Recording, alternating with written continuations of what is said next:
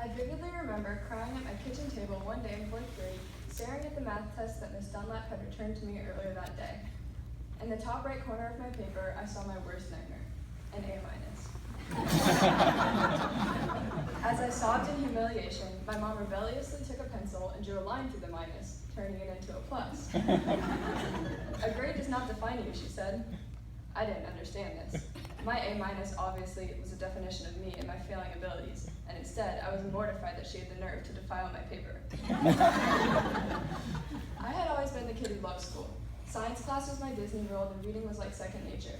However, sometime between 3rd and 4th grade, I lost my academic spark.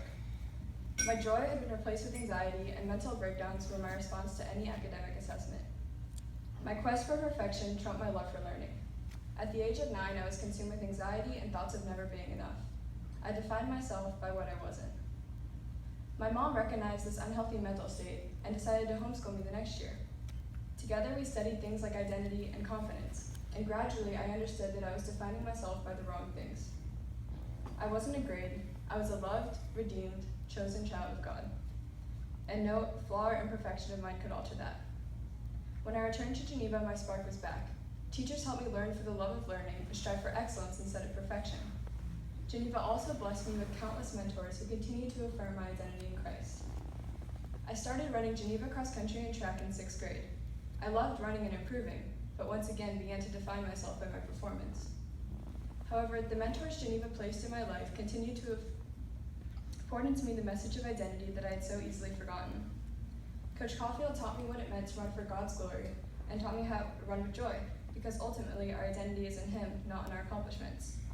Caitlin Bruce, an older teammate, took me under her wing and taught me how to laugh unabashedly and have joy in the midst of trials, because our identity isn't held in our trials, but in the one whom we look to when we face them. Another older teammate, Shelley Downward, modeled selflessness and servant leadership, showing me that our identity isn't in what we can do for ourselves, but in Christ and in what we can do for others. Shelley was my role model and always told me that she loved me like her little sister. One race during Shelley's senior season, I, as a 7th grader, passed her, coming in first for our team with a massive personal best. I'll never forget the moment we reunited after the race, when Shelley immediately threw her arms around me, telling me how proud of me she was. As a 7th grader, I couldn't comprehend how she could possibly be happy for me. I beat her. But last week I had the opportunity to truly follow in Shelley's footsteps. A young 8th grader who I love like my little sister passed me, coming in first for our team with a massive personal best. As I threw my arms around Ella, I realized why Shelley threw hers around me. She knew that a simple number couldn't change who she was in Christ, and she genuinely wanted me to succeed. Her mentorship taught me that when our identity is in Christ, we're given the freedom to wholeheartedly uplift others ahead of ourselves.